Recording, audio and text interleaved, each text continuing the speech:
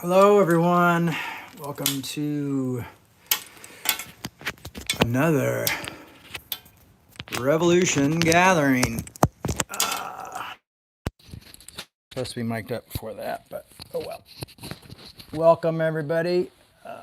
Second, where are we? We are in the January 12th, I believe. So here we are again, 12 days into 2025, and everything already seems a little bit off hinges. Pretty wild. All the horrible fires we see going on in California right now, and sadness of seeing all these folks lose their homes and all the reminders and everybody blaming each other, and our politicians talking about taking over other countries, our billionaires talking about taking over other countries. Oh man, what a strange time to be alive. You know, I thought the 90s were wild. Hello, Linda and Chuck. Good morning. So, I guess life just continues to get kind of nuts, and here we are, in the thick of things, in the middle of it. We're going to be hitting Galatians, part 2 today, and I honestly, I've been feeling a little bit lost on this one, you know, because last year we were so focused on the biblical scholarship of Galatians, and it's crazy. I've got the first sermon in here was the end of Galatians in 2020. Isn't that funny? In Minnesota. That's how long I've had this book. It's almost done. February 23rd. That was when we. But yeah, so last year we really hit the scholarship and took a huge deep dive into Galatians and the scholarship. And this year we're not doing as much scholarship. We're not doing the scholarship because I wanted to try to put more of a personal lean onto the book. But also, Teresa, I am exhausted today. Thank you for asking. For those who are listening podcast, I'm just responding to some of the comments that's come up on the on our live Facebook feed. She asked how I was doing today. Pretty tired. World seems kind of crazy, but we endure and we continue to move forward. Trying to think, you know, it's been hard. Like for me, I don't know if about you guys, but it's been like, feels like it's almost been like sensory overload with, you know, the incoming president saying really weird stuff that I don't feel like we've heard presidents say before. And, you know, just seems like the class system is really being clearly marked right now. It's being made very obvious, and it's, you know, the haves and have-nots seem to be quite divided at this point. As we, you know, maybe it's that we're just not as distracted as we've been in the past, and that might be a good thing to be aware. But I felt a bit defeated. You know, I've also been doing my part-time work. So my part-time work isn't just like part-time and then do this and then part-time. It sometimes it comes in waves. So I've been very busy painting and resurfacing wood floors and doing a lot of that. So that kind of takes away from Revolution a little bit at the time, and I apologize for that, but honestly, that's where I'm at right now and what I've got to do to make ends meet. But I also want to thank all of you for really standing with Revolution and the donating and helping out, you know. So met payroll this, I get paid every 2 weeks. We've met that, and we're paying our bills. So thanks everybody who's shown up here at the end of the year and the beginning of this year. It's It's really helpful, and I'm really hoping to do Revolution full time again, and continue to make that my main focus, because I really like to spend my time studying, reading, and maybe even doing some meetups or things like that. I've been talking to some different folks who we've got Brian, who just started working last week with Revolution, and we've got some other folks who want to meet with us. Yeah, but I've been felt a bit defeated, and had some feelings of being insignificant, and wondering if, like, does any of this really matter? When there's so much insanity in the public sphere. When our leaders are saying things that just don't seem to really make a lot of sense, and don't feel like, it doesn't feel like us. I mean, even the most conservatives folks I've dealt with over the past. And I try not to be like, scapegoat certain groups, and we're going to talk about that today, or scapegoating particular people, and to remind ourselves where we're at with that. And that's what we're going to look at a little bit with Revolution today. But man, it's not easy. You always just want to be like, well, if we just got rid of that one, we'd all be okay. Oh, we got 3 people and everything would be fine. And that's just not it. We're kind of, it's a system, and it's a disease, and it's all kind of coming to head. And if we don't realize the roots of the issue, we'll continue to just play the blame game. It's like you see these fires happen in Los Angeles, and they're really horrific this year, more so than usual, but they always have these fires. And everybody's pointing at each other, it's their fault. No, it's that person's fault. All these politicians are like trying to blame each other. And I'm like, guys, there's a whole system here at work, and I think you're all play a part in it, and I think we need to look at the system, and look at the root of this issue, and why this continues to happen, why this is happening, and why you should have been prepared for it. Even the attack that happened, where they have Mardi Gras, it was like they usually have still poles up to keep people from driving through there, and someone let that slip by for a while and didn't pay attention to it. Did they? The government, the local government didn't do anything, and they just kind of let it slide, and something bad happened. I mean, it's like everybody, this is why government's important. They're supposed to, keep things updated and keep us protected and help us in times of need. And unfortunately, that doesn't seem to be happening. So it's probably, as always, time for us to start thinking differently. One of the other things I always have to remember is, don't forget to like and subscribe. That really does help Revolution's work. So we're in Galatians 2. We ended halfway through 1 last week.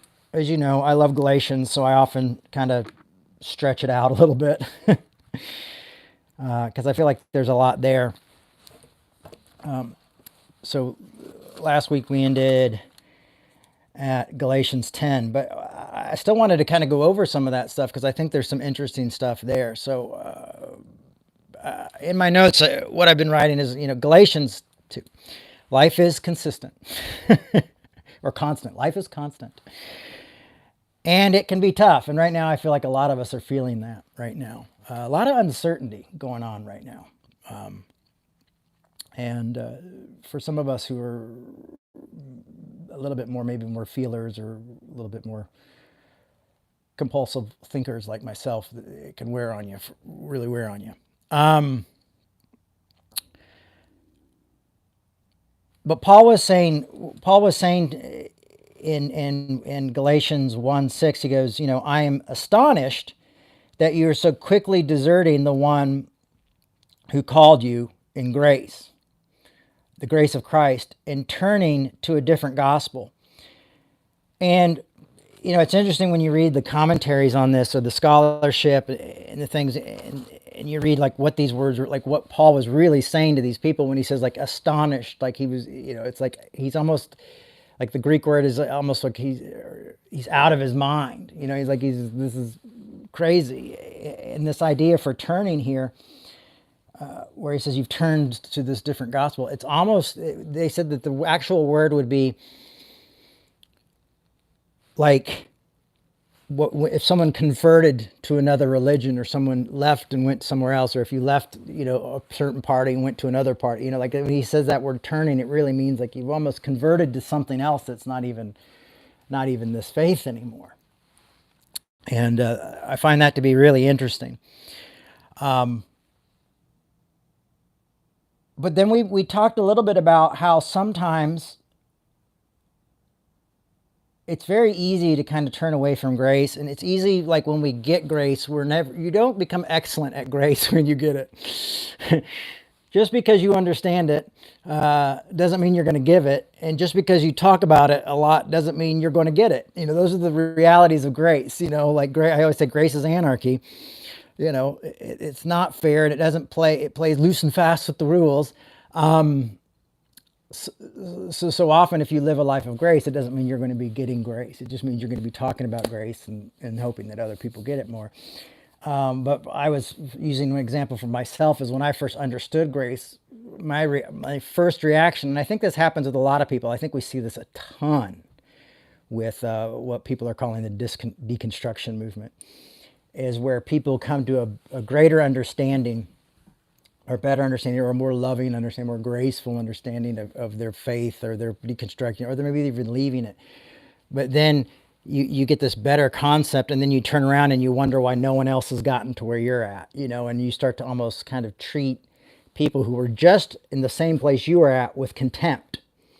Because you're like, I can't believe, where were you? You didn't believe this stuff. You didn't know this stuff? Like you didn't know this stuff, but you seem to get angry and then start to scapegoat whole groups of people because they're not arrived where you're at this point. And we do that quite a bit. I often think about how the reason I preach grace is because sometimes, it's one of the things that I really struggle with giving to myself. And others at times, there's times where I just want to be like, screw it. I don't want to be nonviolent. I don't want to be a grace guy. I'd rather take the wide road and be more judgmental and be more angry and be more this and be more scapegoaty.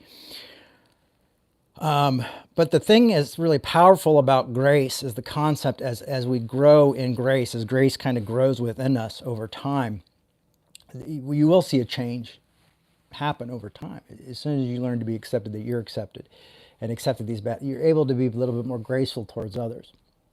And that does take time. But it also allows us to have enough grace where scapegoating maybe doesn't become the first reaction when you think about grace. And that's why I always continue to push grace even to my progressive friends and to these, progressive people and these, very left bleeding heart Christian friends of mine. I'm sometimes like, don't forget about grace, because you're only seem to be giving grace to your tribe or to your community. You're forgetting that grace is also for folks outside of your community. That's why I say grace is anarchy, because there's no asterisk there. It's like grace isn't just for us. It never was and never should be, because then it ceases to really be grace. And so what you learn is, like, even here with Paul's letter to Galatians, it seems pretty particular, but he never calls out, if you notice, he never calls out the preachers that he's talking about by name, to the point where he doesn't even call out their community. Now we've got lots of scholarship done on the book of Galatians, so we know that there's a group of the Judaizers, and we know you kind of get an idea of what's happening, of people returning to the law. And circumcision being an issue, you see those things. But Paul does do really broad strokes here. And I find that really interesting. He's really hard on these guys. But he's never like, Philip and Todd and John. I mean, he does point out the apostle. He does talk about Peter and their argument.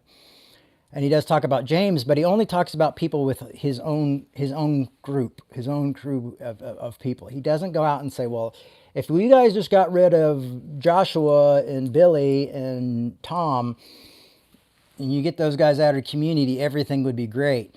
And it's almost as though Paul has the foreshadowing, if you will, of knowing that this is just going to be the future of the church. This is going to be the future of Christianity. is that we're always going to be getting it wrong. We're always going to be trying to create another gospel. And with grace, it's almost instinctively, because of almost our capitalist mindsets. And some people think capitalism is instinctively. Maybe it's the survival of the fittest, maybe there. But it's almost to want to put rules, to want to put regulations, to want to have kind of like a community based of like, this is who gets it and this is who doesn't really get it. So we often say, well, people who don't understand grace don't get grace. But by kind of the definition of this, those are the people who really need it. You know what I'm saying? It's when I really desperately needed it is when I thought God hated me and I was kind of a judgmental asshole, you know? And I thought, well, God hates me. He must hate all these other people, but these people must have it together and I must not. And then I got grace and I'm like, oh no, they're just assholes. You know, and for a long time, that was my thing of just scapegoating that group of evangelicals and every Assemblies of God person who never helped my parents when we were going through a rough, you know, that was my scapegoat. And then it was politicians. Those people don't get grace, you know, and then these Christians don't get grace. These people don't get grace. Just my group gets grace. I get grace, you know. And that's not how it works. Thank goodness that's not how it works. Grace doesn't bow its knee to any type of tribalism or community or things like that.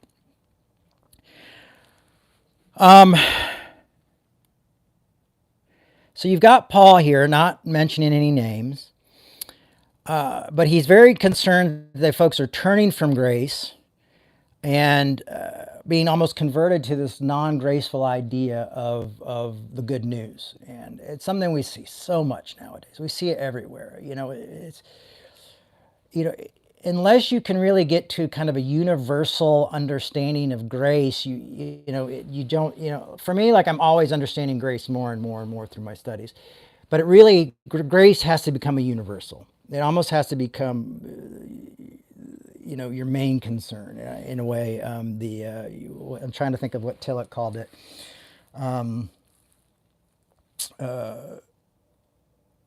He called it something concern. But maybe some Tillichian people out there can remind me. Ultimate concern. So grace, I got it. Grace becomes the ultimate concern, and it must be our ultimate concern, and we must learn to be able to see it in a very universal way, and being willing to see it universally and give it universally and almost operate it within it universally. So here you have, and I'm going to give you an example of Paul. And a lot of people think Paul's a hard ass and they don't like Paul. And, Paul probably only wrote 7 of the letters that are attributed to him. But if you look at this book, Galations, which I think is the greatest book written on grace in the Bible, it's also a rebuke letter. So this is, to me, why I do Galatians every year, is this is how it should be done. Well, if we're going to sit down and we're going to rebuke a group of people, or we're going to try to bring a divided community together, there has to be truth. There needs to be talk of justice. There needs to be warning, but it needs to be fully seasoned through the whole thing with grace. So grace must be the ultimate concern within the body of what our work is. And that's what we do at Revolution.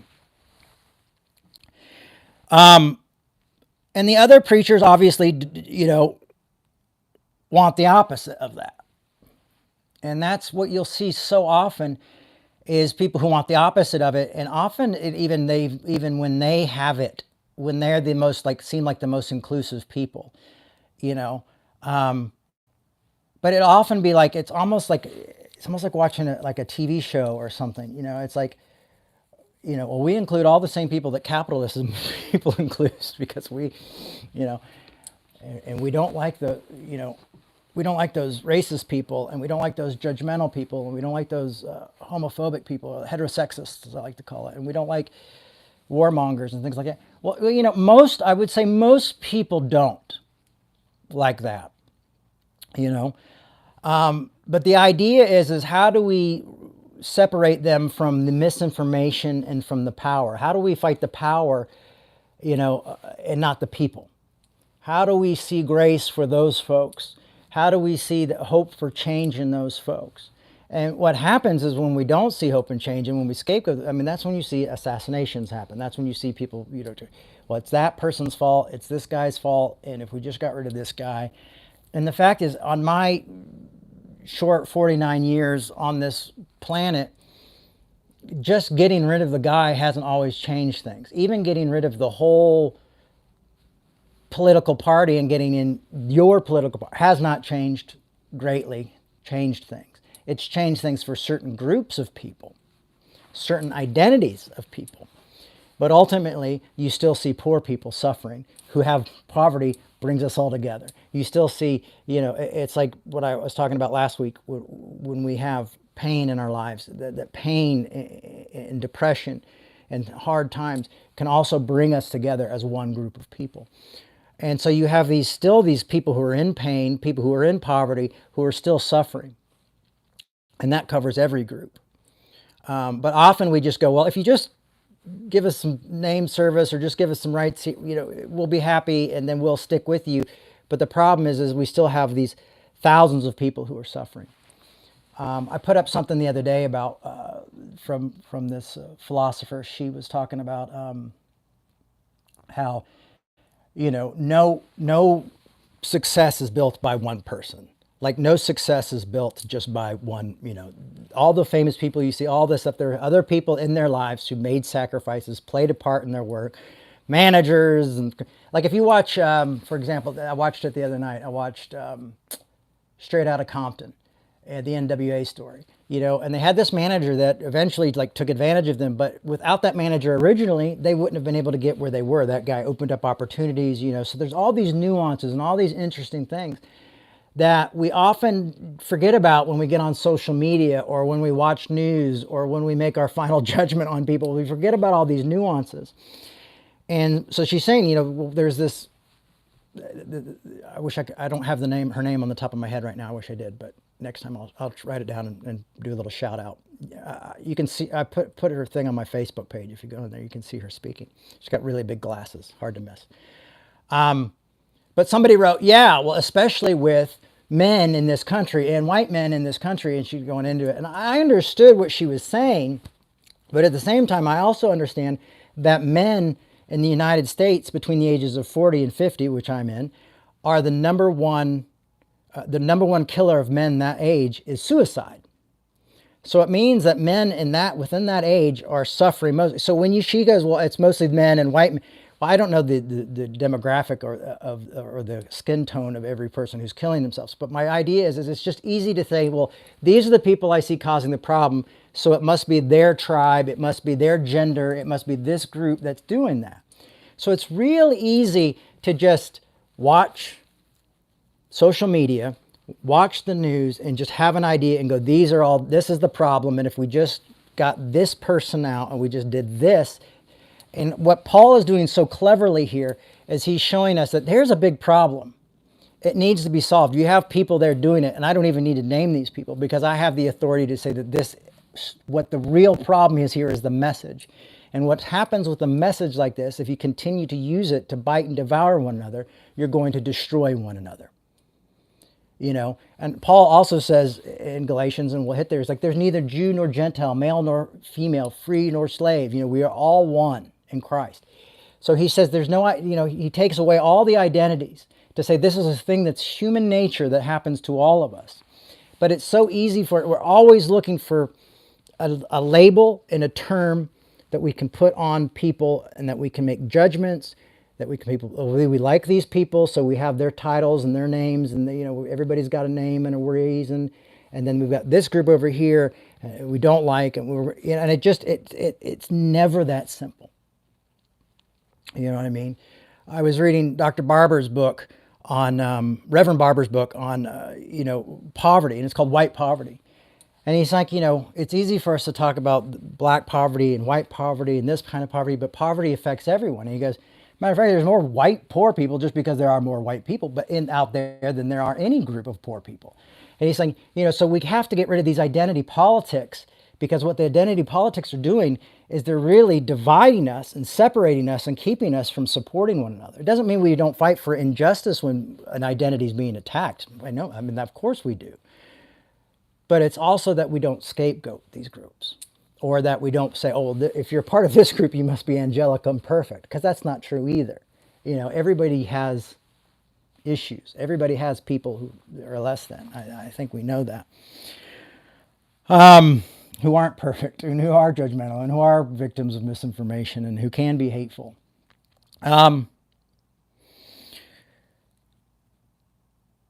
So what I wanted to talk about, and what I think Paul's trying to talk about, and hopefully we have enough time to get through a little bit of Galatians today, maybe we don't, is about the idea that we attack people rather than the root of the problem. And it seems as though we're very good, and when we do that, we're treating the symptoms.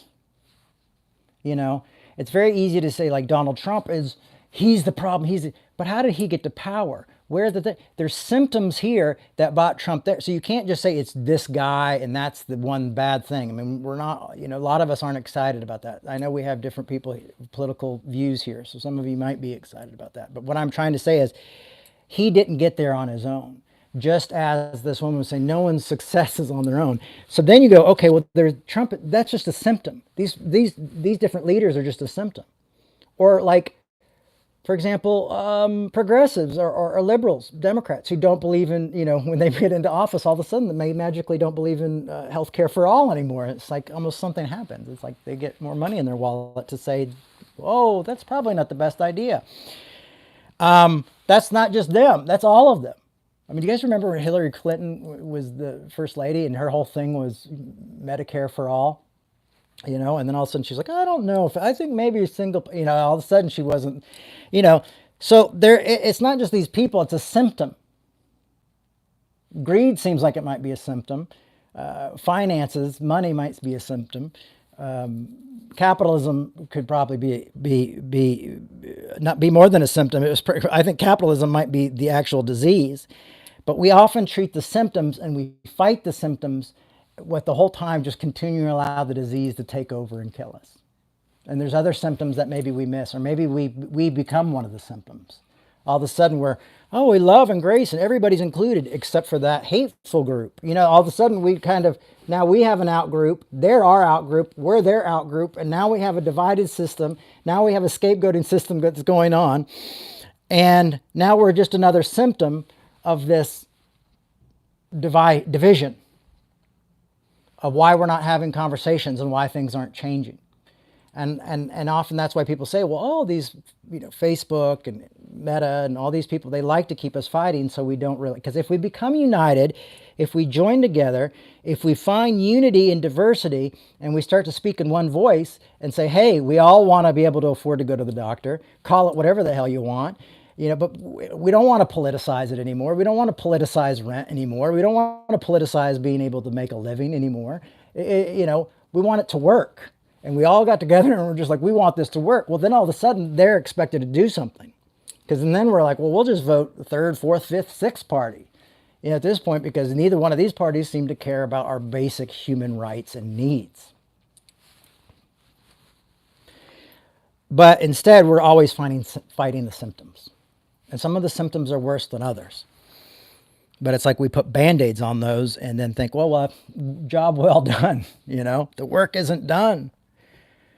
I think that was one of the greatest things about seeing Dr. King's work, is even sometimes his work wouldn't be done. He'd be continuing, okay, all right, we were doing this, and now we're going to work for garbage rights and worker rights. Now we're going to do this. Now we're going to do the poor people's campaign. It's like just because we've got to get to the reason why, why is racism like so powerful here, and then poverty here, and why do they have poor white people and poor black people hating each other? When they both are fighting for just life and work and just to be recognized and have a roof over there. How do we unite these people?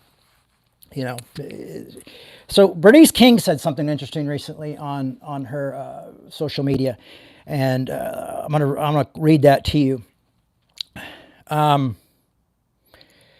True progress requires us to address the systematic issues, not just individuals' actions. By focusing on the root cause, we can create a lasting change. And I think that's what we see in Galatians, and how I'm tying this all together is I really do think that that's what we're seeing in Galatians, is that the root problem here is legalism and these ideas of having a system that is built on someone being out and someone being in, a tradition, versus grace.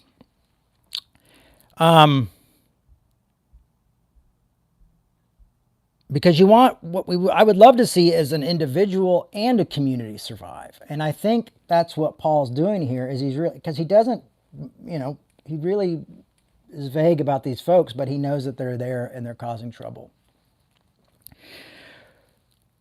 Like I said, look at the fires and look at the blame games and look at the politicians going, no, it's that guy's fault. No, it's that guy's fault. It's like, it's not one person's fault. It's like the same story with the new cast. So they have to amp the story up so it's a little bit crazier, but stories still think fires in LA, attacks on our land, war in foreign countries, all this stuff. And it's just like, well, we've got new actors, same story. So the problem's got to be with why are we continuing to get the same story? Of course the same actors are coming along and playing it because someone's paying them to be those actors, to play those roles.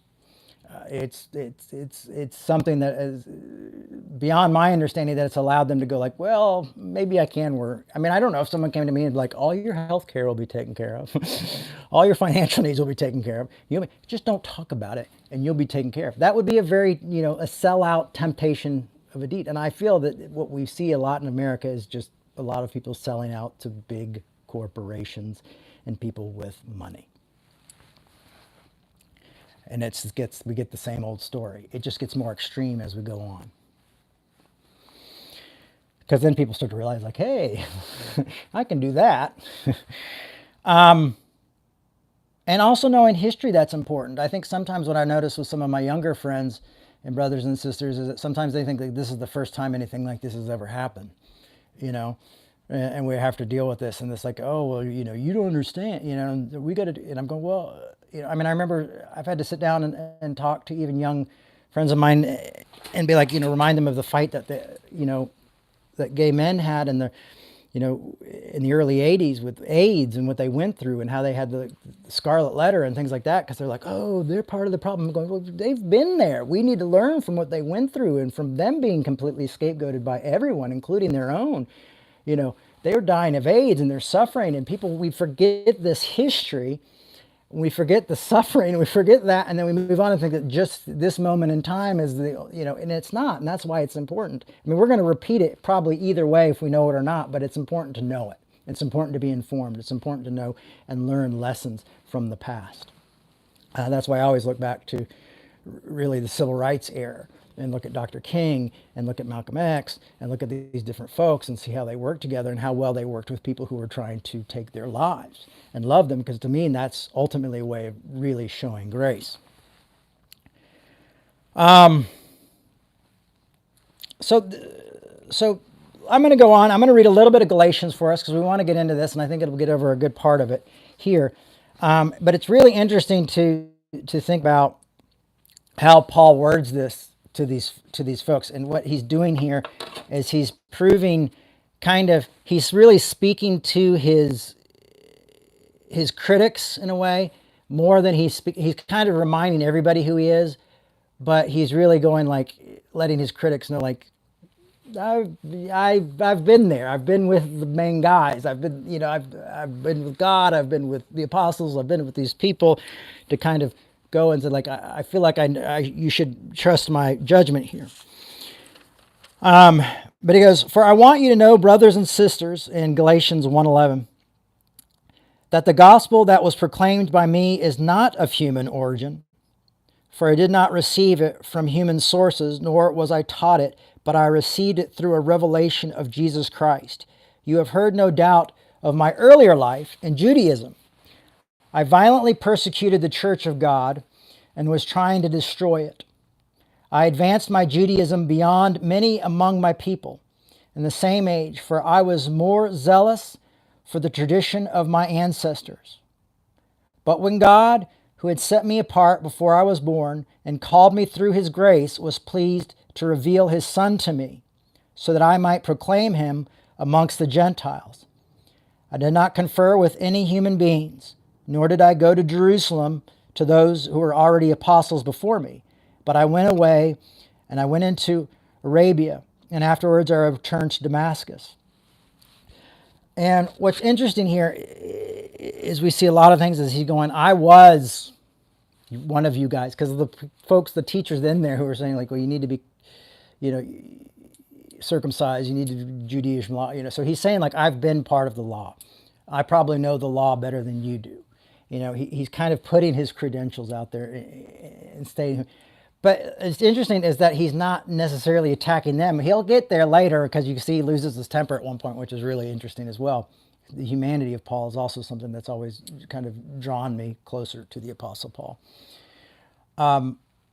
But he's like, I've been there. I know what it's like. I know what you're talking about. So often when I talk to like my dad or other people who kind of think like my dad, I go like, hey, I thought that way too. And then I'm able to point out like some of those ways you taught me to thought in very literal readings of the Bible and things like that is what led me to realize that there are problems with the Bible. Because you taught me to hold it as such a precious, important book, such a value for my life, I wanted to see what's really there and what's not, to take the really tough look at it, The problem was I wasn't supposed to find any problems. I wasn't supposed to find that there were forgeries in there. And I did, scholars did, and I read the scholars and I read the work, and I felt that rang true to me, and these folks seemed to be people who I feel that I could trust their education and their work, and I continue to study and get my own education and work and balance it out like we all do. But I often say like, I've been where you've at, I've done it, and this is the conclusion I came to. And problem is when we come to different conclusions, we still all of a sudden go like, oh, I recently talked to my father on my birthday, which was really great, and we had a great conversation and we kept it light. The only thing is like, oh, I wish I could have helped given you my ministry. But part of the problem with that is, your theology is just so different than mine. So, often there's just no room for difference of thinking and difference of theology and difference of ideas. And I mean, do you think we wouldn't have great philosophy if there wasn't room for different opinions and different ideas and different arguments? Religion is the only one that's like, well, if you think different than me, then you're going to go burn, or you're either going to burn and then I'm going to live forever, or you're going to live forever and I'm going to burn. It's just, it shuts down the conversation. And so we become so hell-minded or heavenly-minded that we become zeroly earthly good, and then we use that as a way to manipulate people and shut down conversation. And I've learned anything within these 49 years of my life is that we must have hard conversations. We must communicate with one another. As a matter of fact, that is the key to real revolution. That's the key to real change and real growth. I had to go and communicate with somebody who told me about grace, and I remember thinking that they were full of crap and trying to condone their own sin and get away with their own sin. That's what I thought. Oh, they just want a license to get away with their dirty deeds. And then when I was so miserable, I went crawling back to them and said, okay, if this stuff is true, you got to prove it to me. Is it in the Bible? And they started showing me where it was and my mind was blown. But it came through conversation, it came through me doubting them, it came through me judging them, and then it came to me being in a humble moment where I needed help, and I reached out and said, okay, if this is real, show it to me. That's what it took. It took a relationship. It took judgment on my part. It took self-judgment and being at a wit's end on my own part to get to that point. And all these things that we want to vilify or say you shouldn't have these or you shouldn't do these things are all these nuances that take us on trips to get to where we need to be. So that's where change happens. I agree with Zoe. So we have to have these tough conversations. And I think that's why the Bible says, what beautiful are the feet that bring the good news. When first good news was brought to me, I didn't think it was beautiful. I thought, well, they must just be up to really some dark stuff, or they must just want to have their cake and eat it too. And then I remember I got it and I saw it, and it was there in Galatians, and it was there in Romans, and it was there in Ephesians, and it was there in, then I was like calling my dad. And then he was like, yeah, I know it's there, but it just seemed too good to be true. And so this is often how religion works. And I think religion, we'll have to look at as maybe one of the root issues with our problems today as well, to be honest with you. And that's why reformation is constantly needed, is I think we have to say, okay, well, we've got capitalism down there, but we've also got religion, because we're all playing kind of parts in this. Like as I film this on an Apple phone, because I like Apple and it makes the best product, and I kind of ignore this slavery. They changed it, and but now they have new slaves. Oh, that's so complicated, I can't figure it out. But those are excuses we all make. We say we don't want human suffering, but we're willing to turn a blind eye. I mean, think about it. How many people stopped talking about the war, but and what was going on with Israel, and how all of a sudden people became really quiet about that when they thought, oh, well, we got to get our president, we got to get our stuff taken care of. We really can be self-centered and self-focused, but that's what it does, is also to be individual human beings. But that's why Dr. King says it calls for us to be like, comes a moment where you start to worry about other people, and you start to think about other people. What can I do for the world? What can I do for others? And that's a transformative moment. And like I said, when I started off today, I feel defeated and I feel insignificant and that it doesn't really matter. Part of that is me just saying, like, I've given up on humans. Like, I can barely take care of myself. Why would I be able to help anyone else?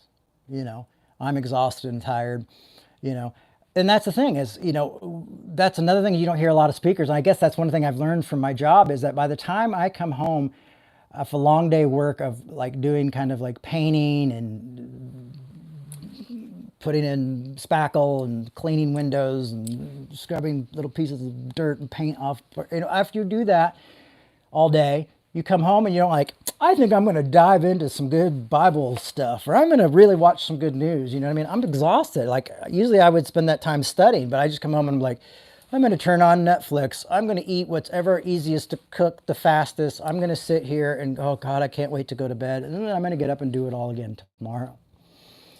So then you start to realize, like, a lot of people live that way. And their main concern is just, I've got to go to work, I've got to be fed, I got to feed my kids, I got to make sure they have lunches, I got to do this. These become the main issues in their lives.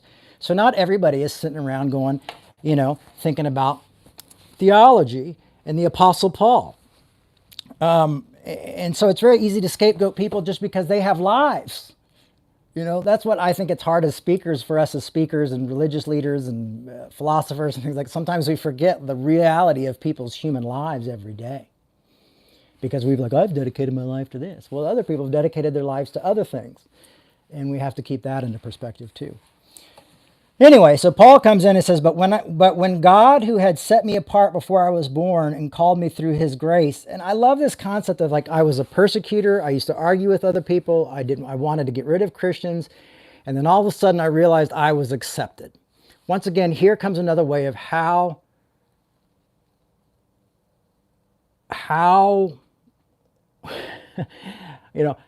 how disagreeing even with ourselves works. It's very similar to me, is that I thought this grace guy was crazy and justifying his own sin. I was probably more along with the people that were bothering Paul than Paul's thinking.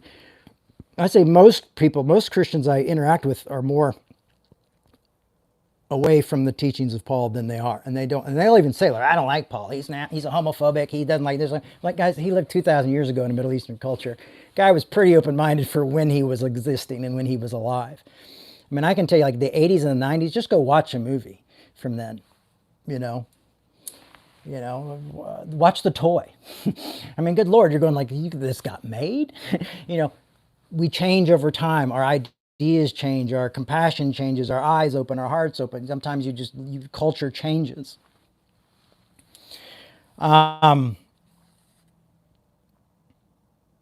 But Paul had this revelation of grace. And he says, I had to accept it, and I had to go away for 14 years.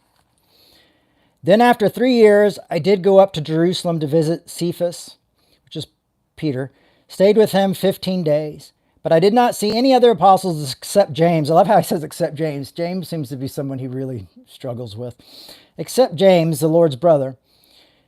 And what I am writing to you before God, I do not lie. Then I went into the region of Syria and Cilicia. It's so weird to think of these, you hear these names and we know they're all being bombed. It's just really wild. And I was still unknown by the sight of the churches of Judea that are in Christ. The only heard they said that the one formerly who was persecuting us is now proclaiming the faith he once tried to destroy, and that glorified God because of me. Now you have this story in Acts, but Acts is written much later after Paul's life. And actually tells his conversion story 3 different times in 3 different ways. So you kind of have to take some of that with hold your hands open. But Paul is saying, I had a big change in Damascus. Something happened. I had God intervened within me, and I went from this to that. And what happened was people were grateful to see this. What I love about Paul's writings in Galations here too is that we're going to get into this idea that he seems to have hope for those enemies. At one point he says he wants to see them cut their balls off. And then another thing, he says, but if we think we're too good to restore, we're only fooling ourselves. Like you almost see his with own battle of saying who's he talking about restoring? He's not talking about restoring the Galatians who are, we got grace, we got to figure it out. He's talking about we should probably restore these guys too. And that's grace. That's picking up your cross daily. That's dying to your flesh. Because you know what my flesh often wants to do is say, it's all that politician's fault and it's all that preacher's fault. And you know what? They're the enemy and it's a lot easier to live that way. And there's no nuances in life. And you all should know this. It's a lot easier, And I got sober. I learned a lot of this in sobriety as well, in the 12-step program. Not just from biblical scholarship and studying and reading philosophy. But he said they were giving praise, the one who formerly was persecuted. So he sets it out also, he's setting out to his enemies going like, hey, I've been with Paul, I've been with James, you're probably your favorite dude. God spoke to me on his own. Boom.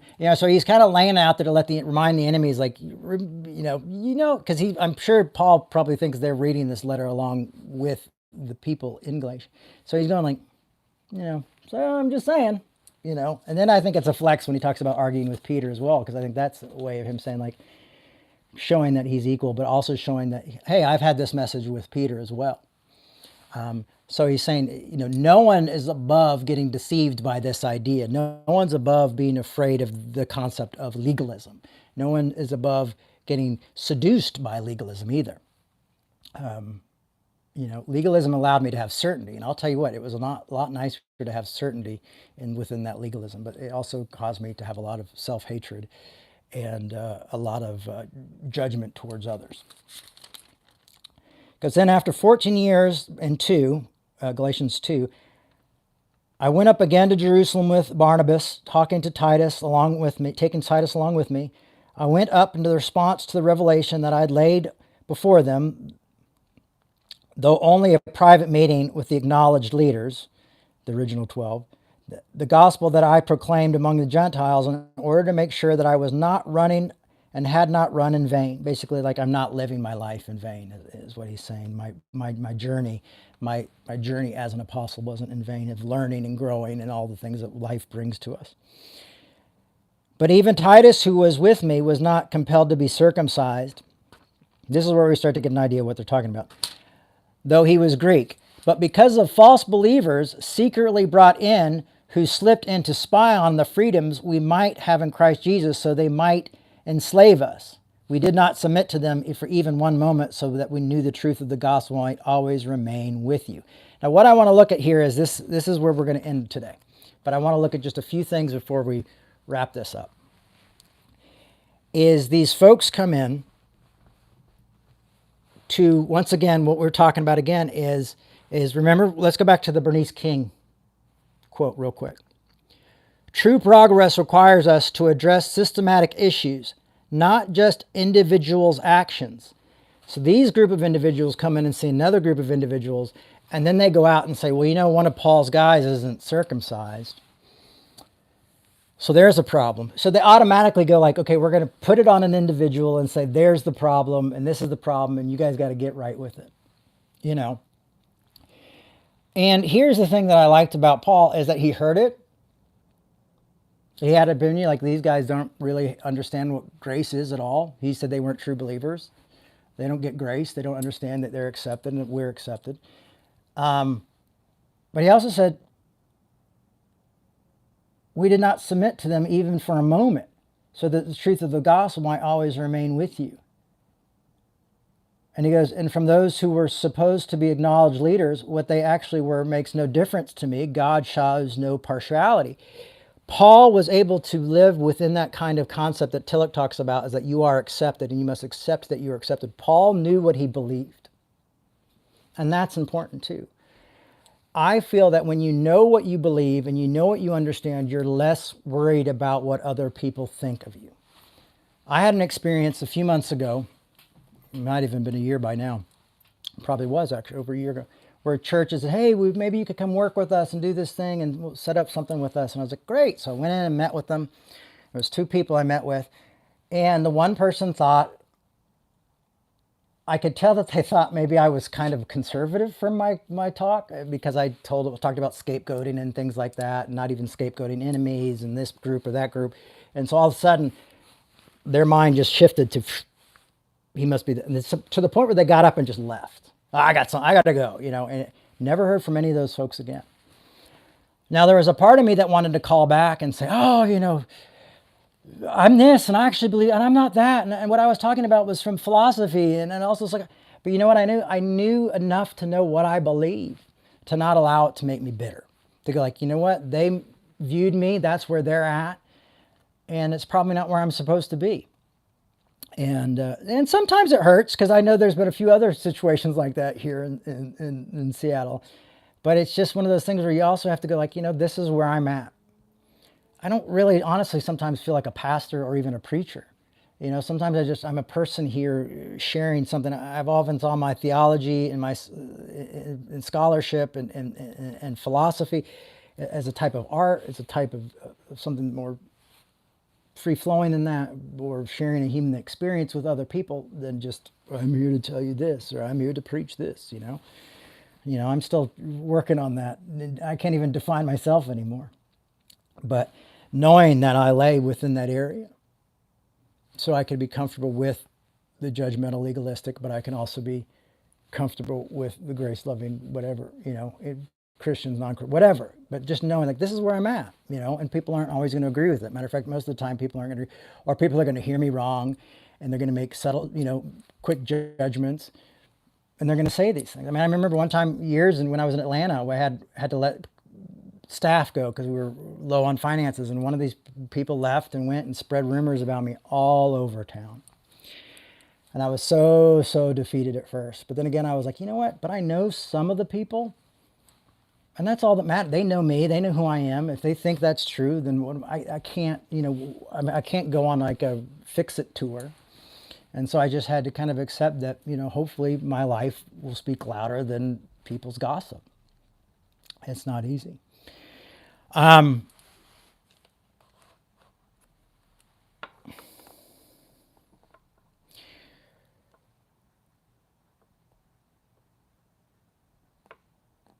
I think what we got to ask ourselves is in a situation where this Galatians, bringing this Galatians into kind of a modern thought today, who are we blaming? Who are we blaming for the problem? Okay, so I want you to picture somebody. Who are we blaming? A few different, maybe you have a different, who are we blaming for the problem?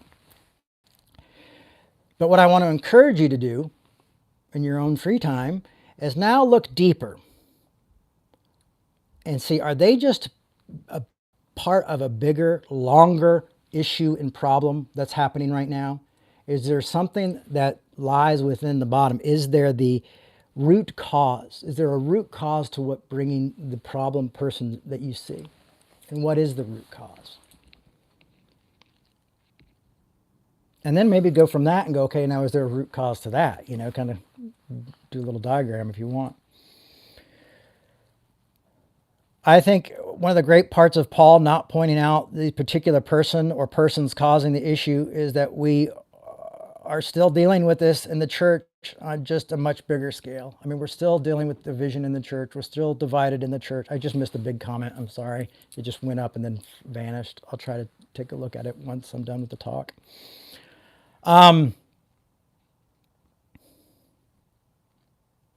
You know, he even keeps that really particular message just vague and very to the point of like, these are the issues that I have with this bigger issue that's coming in and changing this community and that's affecting this community. You know, but I think by Paul doing that, he's saying there will always be people who preach another gospel. And some people think that's me and you. Always different ideas, always finger pointing. And the fact is, how do we deal with that? Do we allow ourselves to get caught up and just put a Band-Aid on the symptoms and just treat a symptom? And I'll be honest with you, being at 49, you start to realize how many years you have left. You know, my mom died at 64, 65. I mean, I'm guessing I'm getting colonoscopies and all that stuff to live a longer life, quit smoking and, you know, all that stuff. But the fact is, you start to realize how short of the time we have in this world, and that fighting and judging symptoms constantly, and we don't have the time to fight symptoms, because then we just continue this kind of like ongoing battle of not getting the root cause. And so the root cause continues to haunt humanity long after we're gone. And I think why we hold people up like Martin Luther King is because he saw the root cause in some of his very harsh writings that people don't often quote on Martin Luther King Day. But he saw the root cause. He saw the problems with capitalism. He saw the problems with that and how the world works. And so my point is not about age. It's always about, but my point is about our time here and being wise with our time and being wise with one another. And to the point is, if we're able to see a root cause, it might even be the root cause of something that brings us together, because we're so busy fighting over symptoms and fighting over identities that we go, you know, there's a deeper cause here that we're missing completely and that we're not even talking about. And maybe this will be an area we can find common ground on, of what's causing suffering for people, for most of humanity, not just certain groups, certain tribes, certain races, certain sexuality, certain things. You know, there's a bigger underlining thing here.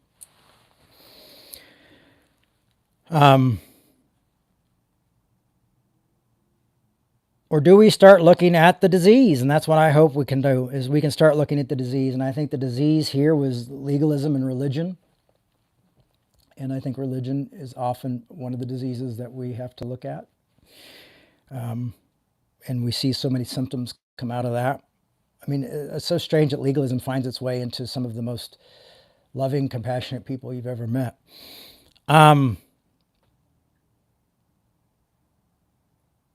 Can we step back and not play the game?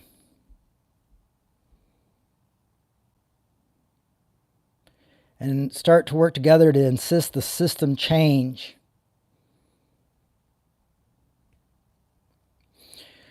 You know, when we look at Palestine and Israel, you know, I have had so many conversations where it's like, well, you've got to look at this nuance. Well, there's this thing here, and well, Israel went through this. Okay, well, the Palestinians have also suffered from this. You know, and everybody starts to get to these.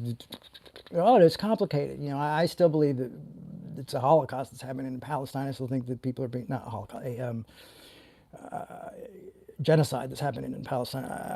I still have that feeling, but the fact is, when I argue with different people, so I guess the question is, what's at the roots of those wars? Is it religion? Is it money? Is it land? Is it these things? And how can we figure out how to make diversity somehow acceptable? And the problem is that sometimes religion is the very thing that gets in that way.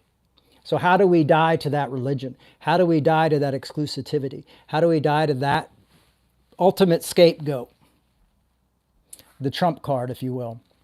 You know, going, well, it's my religion, so I've got to kill these people. It's my religion, so I got to, you know, I got to hate these people.